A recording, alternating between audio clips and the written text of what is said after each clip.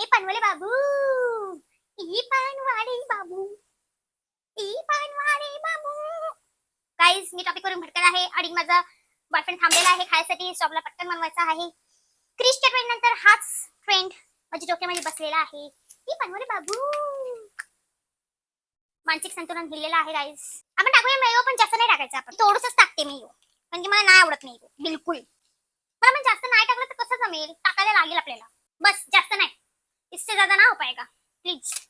त्याच्यानंतर आपण टाकूया टोमॅटो केचप.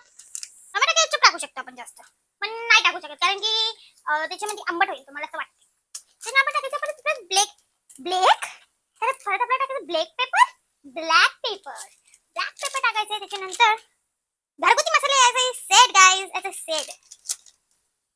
आणि घरगुती मसाले सगळे टाकून झालेले आहेत. आणि ऑरिगॅनो आम्ही आणलेला गणपती, तो बघूया एक्सपायर झाले की नाही, आणि त्या हिशोबशी आपण टाकूया. 15 जून टाकू शकतो आपण गाईज, टाकू शकतो. वी कॅन भरभर ऑरिगॅनो टाकायचा, कारण की ऑरिगॅनो आणि पाला सब्जी खायला मला खूप जास्त आवडते.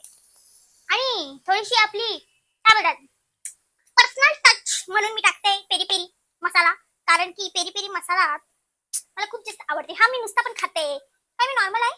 ते हा चिकन श्रेड करायचा आहे आणि तो मी केलाय नाही, आणि ऑलरेडी मी प्रोफेशनल बॉल मध्ये करत आहे मिक्सिंग. वास तर मस्त येतोय, पण खायला तो कसा लागेल ते माझं बॉयफ्रेंडच सांगणार.